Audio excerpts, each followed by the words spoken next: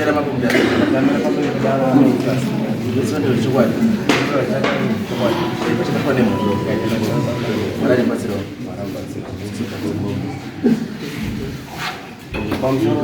changaveki makurukota nyaya yataurira nhasi inyaya yamunesi inonzi Raida Chirino. Munesi akauya kunzvimbo kwedu auya nasabhuku vhumbu achiya kuna sekuru wangu achikumbirirwa kunzi nasabhuku Chirino chimodi I think yeye takamboita ndimnese pavhumbu watakashaya ndizo ukutema unoti Bhemba ndizo amaipa police wanted list ndizo ukumarondera ndiyeko uri ngasungemirisa nesi ndiyo kutema Chirino neBhemba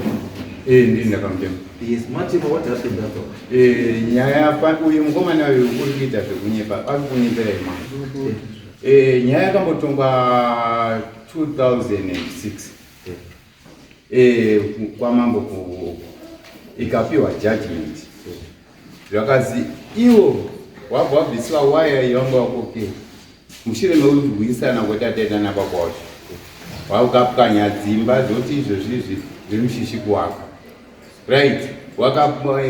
tikaenda kwamambo wakaripiswa nemombe wanhu wabva watarwa namambo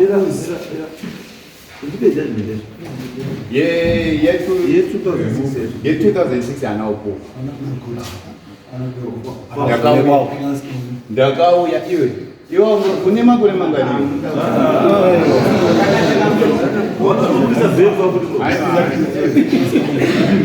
Chirindopeta maoko.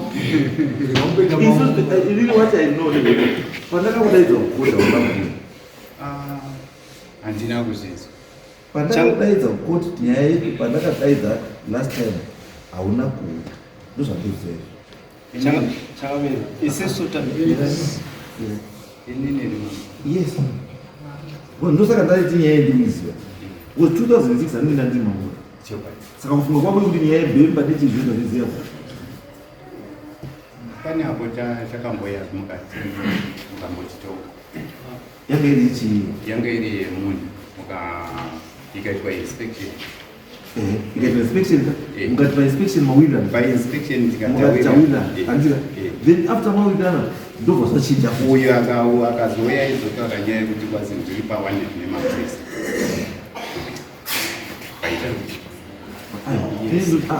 besides kuWanted nemaPolisi ndikuti yemunda handisi takaititi yapera ndizvo here zvakuti yemunda yakapera yanga isiri yemunda wakauya painspection pano man's land isusu tatakaisa gedhi ipapo tichivhara kuti mombe dzedu tisabudi dzienda kuminda yavanhu tiri painspection ipapapo wainspection wakauya zveshuwa tobva zvanzi iwewe waivhara gedhi painspection tikatoti aiwa ngatipinde mukati tikuratidze kuhonde uko kune maboundaries vakati no isusu tiri kugumira panapa ndo pane nyaya yamangarwa naPolisi asi yekuzo maboundaries hatina kuzopinda. Second inspection yazoitwa iyi ndiyo tafamba neland yaChirino nepaigara munesi saka ipapapo ndo pane nyaya yedu ipapa tiri kumanga kuti aiwa takaita appeal kuti aiwa kwari kuti ndekwake hakusi kwake kwakuisa waya bhozi munesi kudzoka kwaita zvinhu izvi wakutopamba futi more land yaChirino zvokuti wainspection I think wanogona kuhighlight kuti kwatakawaratidza kuti aiwa apa ndo panga akaiswa apa ai as a squatter achida kutsvagira pakaenda kuinspection pakaitwa inspection akanga ari kwezvo akangasi no antazvitemensan because kana inspection yakaitwa asipo then akakupai maboundaries ndiani on his behalf akamumirira wakandimirira ihanzvadzi paina mukwasha patane vanonzwa makumbo asi hanzvadzi yacho paiitwa inspection yekutanga tichipa kuno wakanga ada kutorwa hanzvadzi uyu iye baba wavo ndiye akatopa paundari izvezvo akakumirira ine pakaitwa inspection angakakumirira ndiani akakanimirira hanzvadzi yangu iri kupi hanzvadzi ine makumbo anorwadza asi watumira murume wake angari murume wacho angari sumuka murume zvakaitwa painspection wakanga uri kwani wakanga uri kweze wakanga uri wakawirirana ine zvakaitwa ndingati vanhu vakawirirana inini iwewe ndio wakapiwa power atom namunezi kuti zvese zvauchataura iwe nezvauchaita zvakangofanana nekuzotaura munezi yani ndosaka ndikubvunza kuti munezi akakakumirira pakaita inspection ndiani ukati ndiwe ndikati zvakaitwa painspection handiti wakawirirana nazvo here ukati hongo ndizvo hongo saka chaakunetsa kana makawirirana zvakaitwa painspection chaakunetsa izvo chii mukwasha anozani moyana saka chaakunetsa ndochandarochizva kuti kana makawirirana wana pangori painspection saka izvozvo izvi nyaya yakumuka yabva papi futi pamusoro chinhu chakunetsa pane zvinhu izvi mune zita ndiyana trude chiri munesi wakakwisa waya ende kupfurikidza kwavhatura muyadhi medu kwavhatura nepadho panzvimbo pangu patora pane mumango nepaimbogara sekuru wedu pane matongo pane mumango miri medhemu ndiyo nyaya yanesa because iye manje wabvaisa waya continue udini kupfuura bvatora futi musiwo makaita inspection vanhu vakatuma tete nemukwasha makawirirana here musiwa wauya kutonga zvakaita separate days pakaita separate sapana kuwirana no hakuna inspection inoitwa separate days inoitwa separate days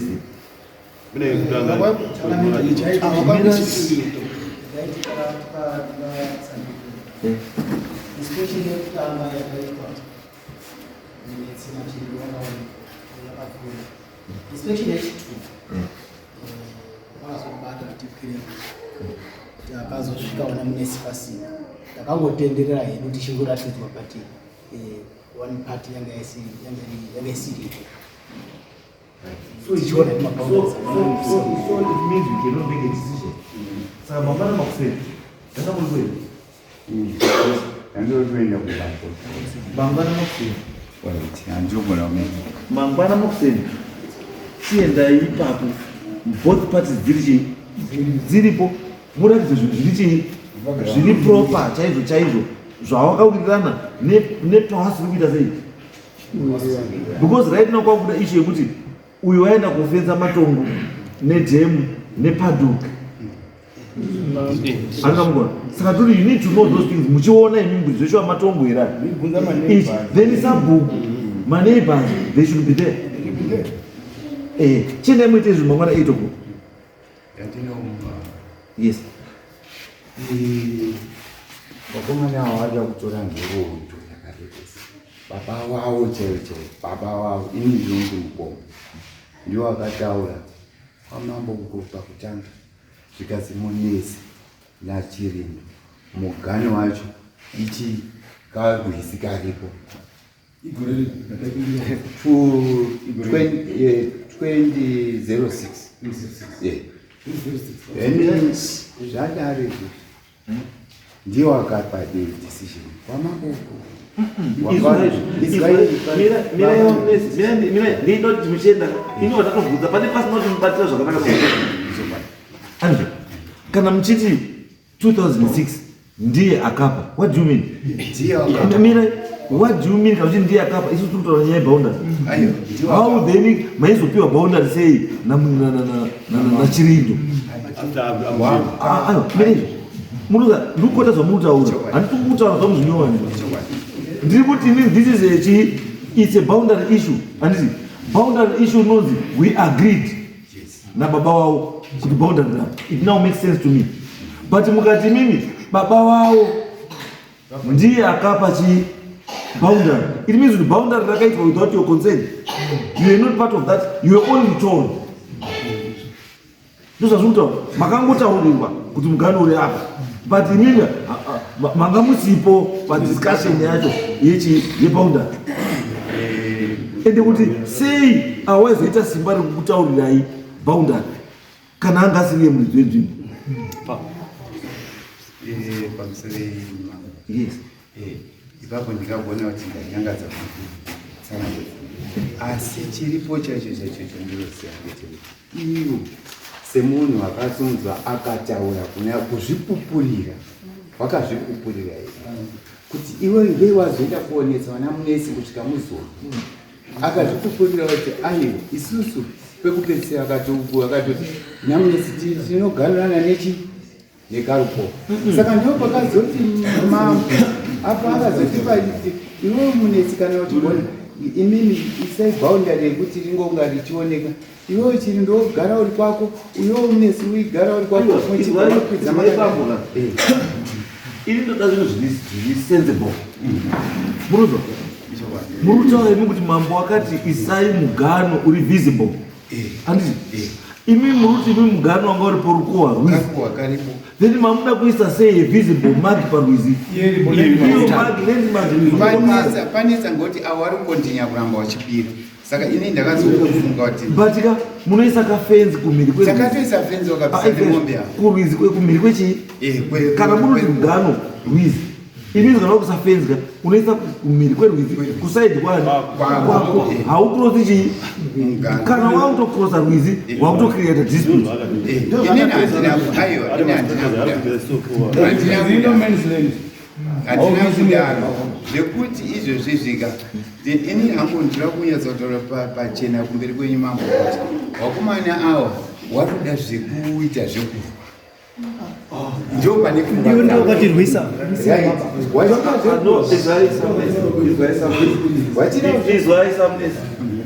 history iripo kuti vanhu makarwisana mukaita zvamakaita, but I'm not interested. I'm not interested kuteerera muhistory iyoyo because kune criminal element involved, kune chii zvakawanda zvakaitika zvekuti chokwaso wakataura kuti muchimboita zvecriminal tombosiya izvi zveboundary hakusina pawainye aiwa mirai ndosaka ndati inini musaito ndifungunyiro zinei andio ini ndangoti mangwana 8 o'clock ingai mese muri panzvimbo sabu aripo if possible kana naishe wacho aripo andio moenda kuratidza maboundary iwawo mamaita zvese mamaona zvese mamira zvakaita handiti musi wesaturday musi wechingani musi wesaturday handiti you come back here ifeedback chete it's not a new case handiti this is not inenge isine new case ichi ireport back and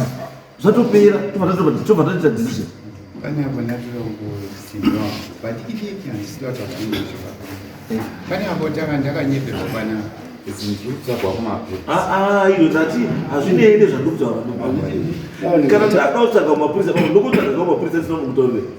kuti ndichekerei mudatabase kuti mune munhu here akadaidai akamboita nyaya yakati ndiripoti ndotopiwa nestatus quo yenyaya takazoenda ukoko